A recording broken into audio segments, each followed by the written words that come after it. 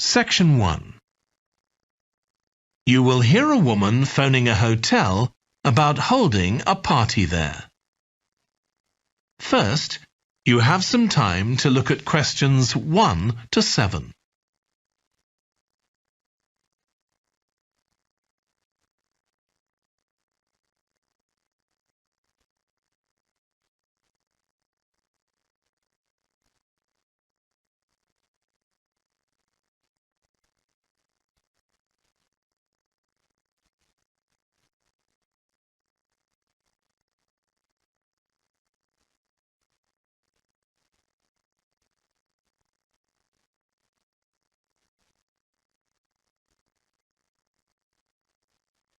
You will see that there is an example that has been done for you.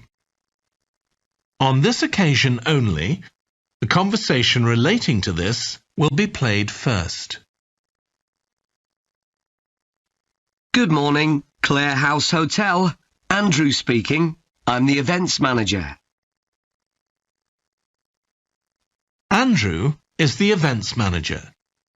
So events has been written in the space. Now we shall begin. You should answer the questions as you listen because you will not hear the recording a second time. Listen carefully and answer questions 1 to 7. Good morning, Clare House Hotel. Andrew speaking. I'm the events manager. Good morning, Andrew. My name's Samantha. I'm arranging a party for my parents' 50th wedding anniversary, and I'm ringing to ask about hiring a room sometime next September. Also, my parents and several of the guests will need accommodation. OK, I'm sure we can help you with that. Will you be having a sit-down meal or a buffet? Probably a sit-down. And do you know how many people there'll be? Around 80, I think. Well, we have 2 rooms that can hold that number. One is the Adelphi room. That can seat 85, or hold over 100 if people are standing for a buffet. Right. If you have live music, there's room for 4 or 5 musicians in the gallery, overlooking the room. Our guests usually appreciate the fact that the music can be loud enough for dancing, but not too loud for conversation. Yes, I really don't like it when you can't talk. Exactly. Now, the Adelphi room is at the back of the hotel, and there are French windows leading out onto the terrace. This has a beautiful display of pots of roses at that time of the year. Which direction does it face? Southwest. So that side of the hotel gets the sun in the afternoon and early evening. Very nice. From the terrace, you can see the area of trees within the grounds of the hotel, or you can stroll through there to the river. That's on the far side, so it isn't visible from the hotel. OK. Then another option is the Carlton room. This is a bit bigger. It can hold up to 110 people. And it has the advantage of a stage, which is useful if you have any entertainment, or indeed a small band can fit onto it. And can you go outside from the room? No, the Carlton room is on the first floor, but on one side the windows look out onto the lake. Lovely. I think either of those rooms would be suitable.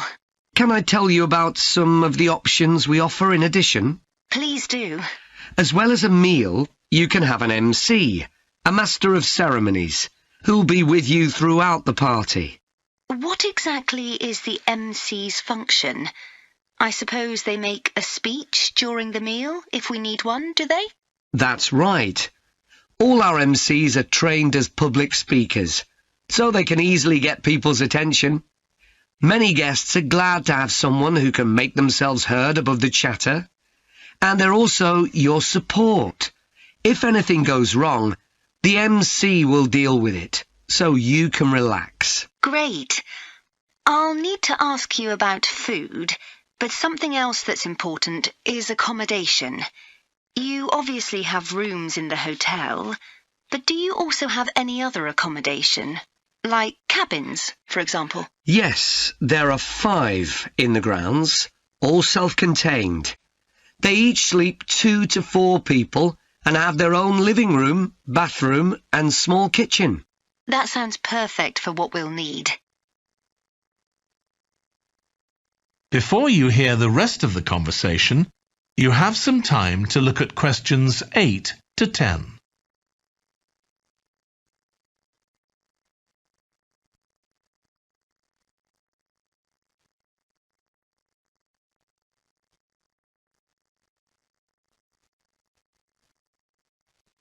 Now listen and answer questions 8 to 10. Now, you have various facilities, don't you? Are they all included in the price of hiring the room? The pool, for instance? Normally you'd be able to use it, but it'll be closed throughout September for refurbishment, I'm afraid. The gym will be available, though, at no extra charge. That's open all day from 6 in the morning until midnight. Right. And the tennis courts, but there is a small additional payment for those. We have 4 courts, and it's worth booking in advance, if you possibly can, as there can be quite a long waiting list for them.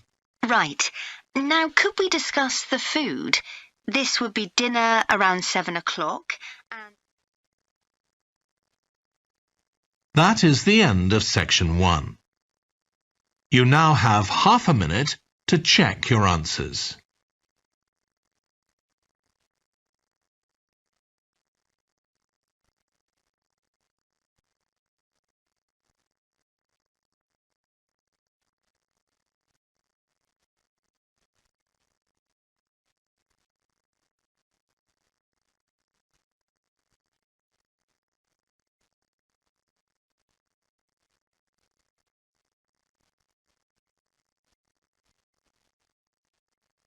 Now turn to Section 2.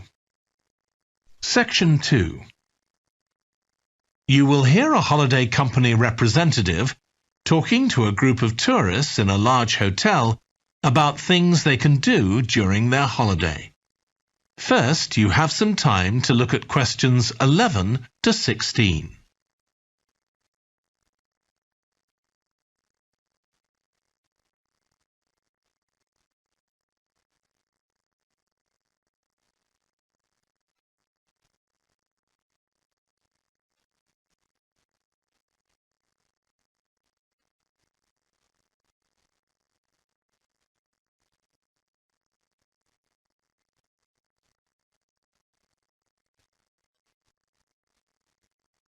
Now listen carefully and answer questions 11 to 16.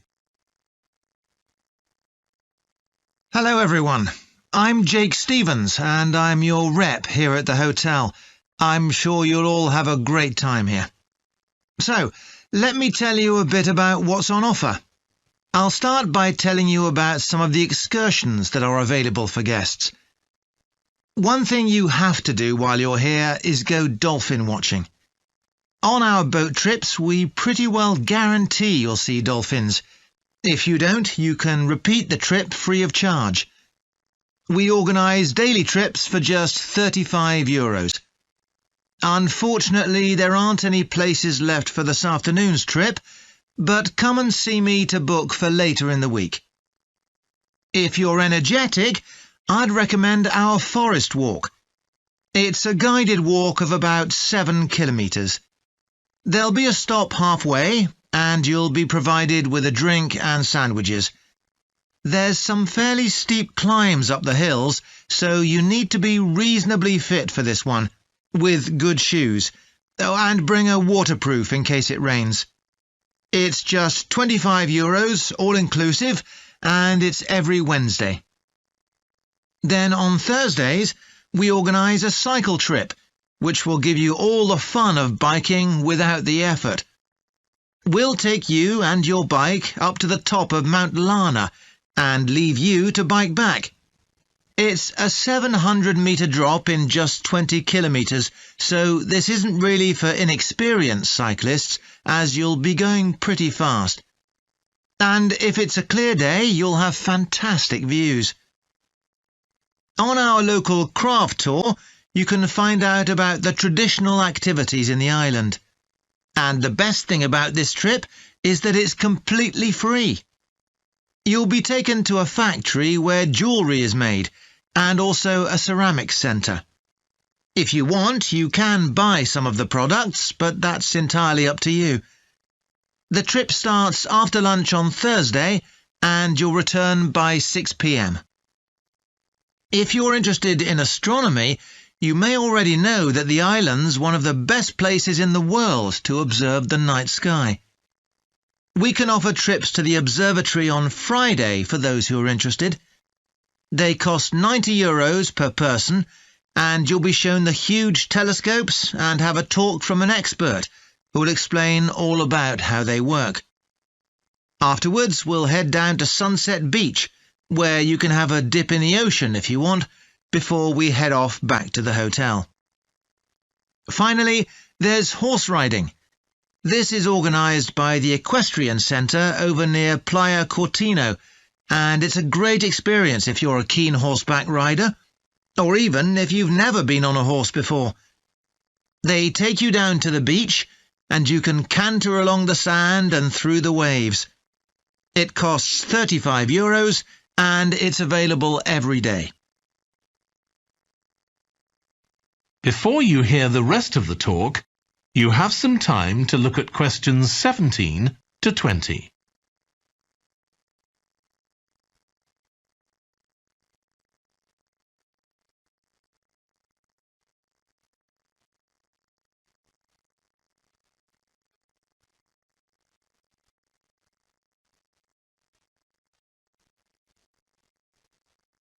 Now listen and answer questions 17 to 20.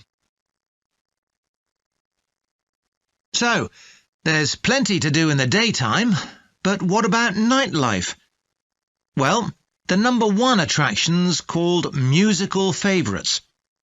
Guests enjoy a 3-course meal and unlimited free drinks, and watch a fantastic show, starting with musicals set in Paris, and then crossing the Atlantic to Las Vegas, and finally Copacabana. At the end, the cast members come down from the stage, still in their stunning costumes, and you'll have a chance to chat with them. It's hugely popular, so let me know now if you're interested, because it's no good leaving it until the last minute. It's on Friday night. Tickets are just €50 each, but for an extra €10, you can have a table right by the stage. If you'd like to go back in time, there's the Castle Feast on Saturday evening. It's held in a 12th century castle, and you eat in the great courtyard, with ladies in long gowns serving your food. You're given a whole chicken each, which you eat in the medieval way, using your hands instead of cutlery. And you're entertained by competitions where the horseback riders attempt to knock one another off their horses. Then you can watch the dancers in the ballroom and join in as well if you want. OK, so now if anyone has... That is the end of section 2. You now have half a minute to check your answers.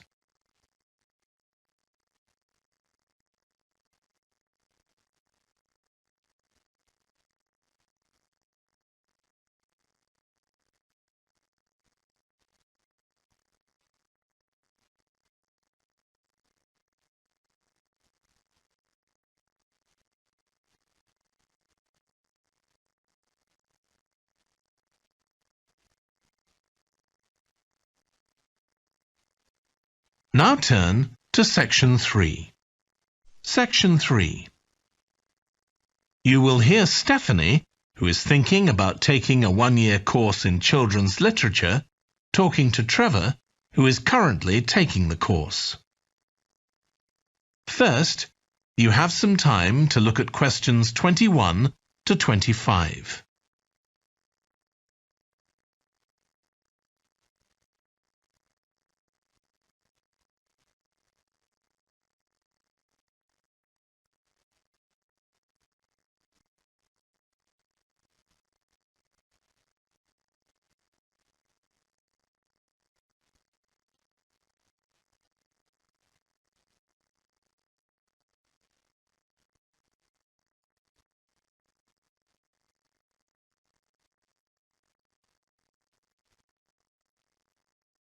Now listen carefully and answer questions 21 to 25. Hello, Trevor. Hello, Stephanie. You said you wanted to talk about the course I'm taking on literature for children. That's right. I'm thinking of doing it next year, but I'd like to find out more about it first. OK, well, as you probably know, it's a one-year course. It's divided into 6 modules, and you have to take all of them. One of the most interesting ones, for me at least, was about the purpose of children's literature. You mean whether it should just entertain children or should be educational as well? Right, and whether the teaching should be factual, giving them information about the world, or ethical, teaching them values. What's fascinating is that the writer isn't necessarily conscious of the message they're conveying. For instance, a story might show a child who has a problem as a result of not doing what an adult has told them to do, implying that children should always obey adults. Oh, I see what you mean. That module made me realise how important stories are. They can have a significant effect on children as they grow up. Actually, it inspired me to have a go at it myself, just for my own interest. I know I can't compete with the really popular stories, like the Harry Potter books. They're very good. And even young kids like my 7-year-old niece love reading them. I'm very interested in illustrations in stories. Is that covered in the course? Yes, there's a module on pictures and how they're sometimes central to the story. That's good. I remember some frightening ones I saw as a child, and I can still see them vividly in my mind years later. Pictures can be so powerful, just as powerful as words. I've always enjoyed drawing, so that's the field I want to go into when I finish the course. I bet that module will be really helpful. I'm sure it will. We also studied comics in that module, but I'm not convinced of their value, not compared with books. One of the great things about words is that you use your imagination, but with a comic you don't have to. But children are so used to visual input on TV, video games and so on. There are plenty of kids who wouldn't even try to read a book, so I think comics can serve a really useful purpose. You mean it's better to read a comic than not to read at all? Yes, I suppose you're right. I just think it's sad when children don't read books. What about books for girls and books for boys? Does the course go into that? Yes, there's a module on it. For years, lots of stories, in English at least, assumed that boys went out and did adventurous things, and girls stayed at home and played with dolls. I was amazed how many books were targeted at just one sex or the other. Of course, this reflects society as it is when the books are written. That's true. So it sounds as though you think it's a good course. Definitely.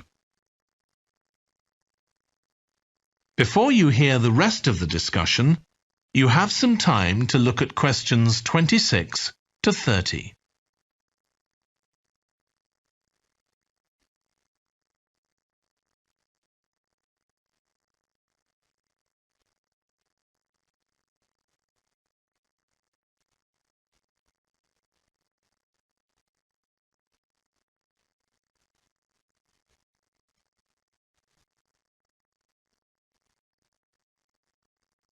Now listen and answer questions 26 to 30. Have you been reading lots of children's stories to help you decide whether to take the course? Yeah, I've gone as far back as the late 17th century, though I know there were earlier children's stories. So does that mean you've read Perrault's fairy tales, Cinderella, the Sleeping Beauty and so on? Yes, they must be important because no stories of that type had been written before. These were the first. Then there's the Swiss Family Robinson. I haven't read that. The English name makes it sound as though Robinson is the family's surname, but a more accurate translation would be the Swiss Robinsons because it's about a Swiss family who are shipwrecked, like Robinson Crusoe in the novel of a century earlier. Well, I never knew that. Have you read Hoffmann's The Nutcracker and the Mouse King? Wasn't that the basis for Tchaikovsky's ballet, The Nutcracker? That's right. It has some quite bizarre elements. I hope you've read Oscar Wilde's The Happy Prince. It's probably my favourite children's story of all time. Oh, mine too. And it's so surprising because Wilde is best known for his plays, and most of them are very witty, but The Happy Prince is really moving. I struggled with Tolkien's The Lord of the Rings. 3 long books, and I gave up after 1. It's extremely popular, though. Yeah, but whereas something like The Happy Prince just carried me along with it, The Lord of the Rings took more effort than I was prepared to give it. I didn't find that. I love it. Another one I've read is Warhorse. Oh, yes, it's about the First World War, isn't it? Hardly what you'd expect for a children's story. Exactly, but it's been very successful. Have you read any... That is the end of section 3. You now have half a minute to check your answers.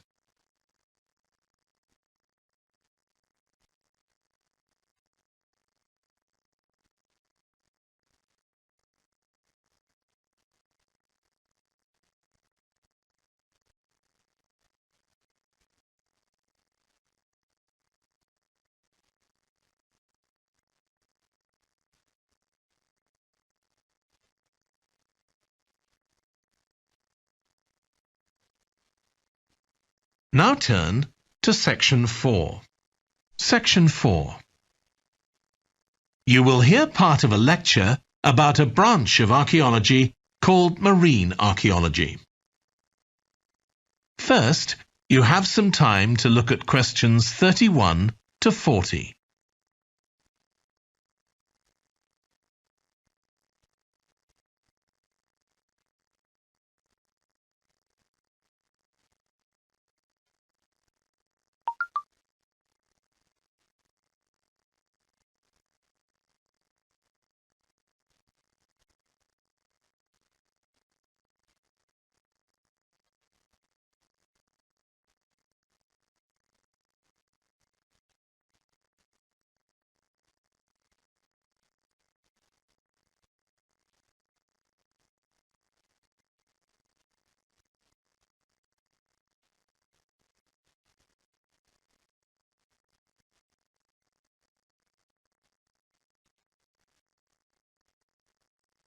Now listen carefully and answer questions 31 to 40.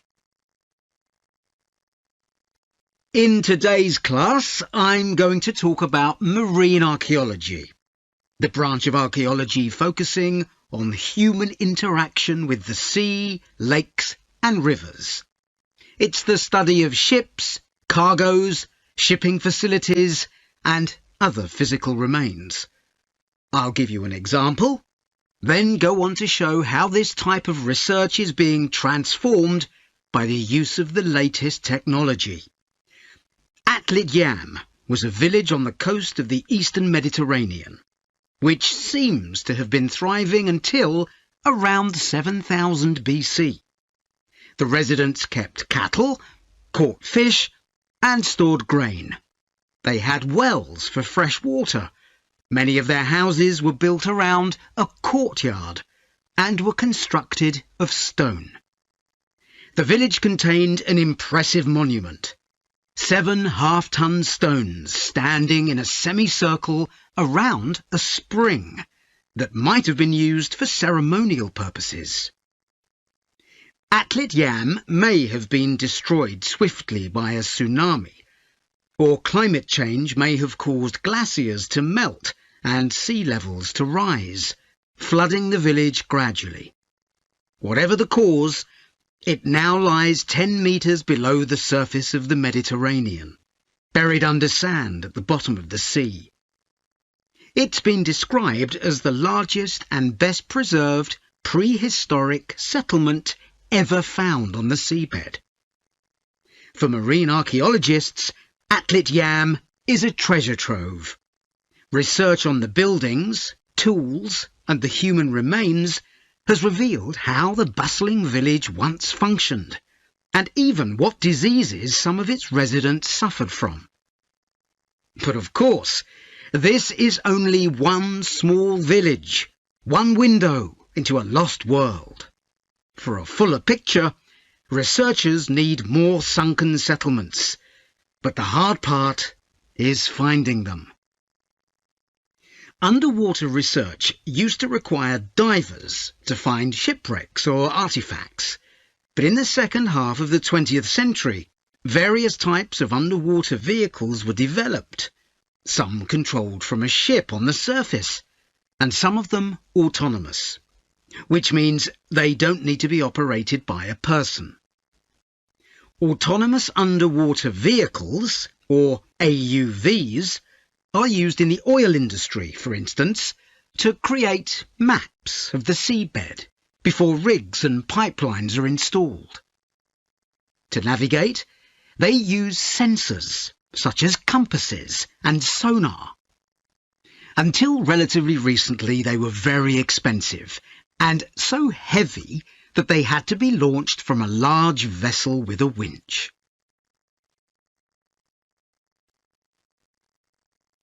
But the latest AUVs are much easier to manoeuvre. They can be launched from the shore or a small ship, and they're much cheaper, which makes them more accessible to research teams. They are also very sophisticated. They can communicate with each other and, for example, work out the most efficient way to survey a site or to find particular objects on the seabed. Field tests show the approach can work. For example, in a trial in 2015, 3 AUVs searched for wrecks at Marzimmemi, off the coast of Sicily. The site is the final resting place of an ancient Roman ship, which sank in the 6th century AD, while ferrying prefabricated marble elements for the construction of an early church. The AUVs mapped the area in detail, finding other ships carrying columns of the same material. Creating an internet in the sea for AUVs to communicate is no easy matter. Wi-Fi networks on land use electromagnetic waves, but in water these will only travel a few centimetres. Instead, a more complex mix of technologies is required. For short distances, AUVs can share data using light, while acoustic waves are used to communicate over long distances. But more creative solutions are also being developed, where an AUV working on the seabed offloads data to a second AUV, which then surfaces and beams the data home to the research team using a satellite. There's also a system that enables AUVs to share information from seabed scans and other data. So, if an AUV surveying the seabed finds an intriguing object, it can share the coordinates of the object, that is, its position, with a nearby AUV that carries superior cameras, and arrange for that AUV to make a closer inspection of the object. Marine archaeologists are excited about the huge potential of these AUVs for their discipline. One site where they're going to be deployed is the Gulf of Baratti off the Italian coast. In 1974, a 2,000-year-old Roman vessel was discovered here in 18 metres of water. When it sank, it was carrying medical goods in wooden or tin receptacles. Its cargo gives us insight into the treatments available all those years ago, including tablets that are thought to have been dissolved to form a cleansing liquid for the eyes. Other Roman ships went down nearby, taking their cargoes with them. Some held huge pots made of terracotta. Some were used for transporting cargoes of olive oil, and others held wine. In many cases, it's only these containers that remain, while the wooden ships have been buried under silt on the seabed. Another project that's about to be... That is the end of section 4. You now have half a minute to check your answers.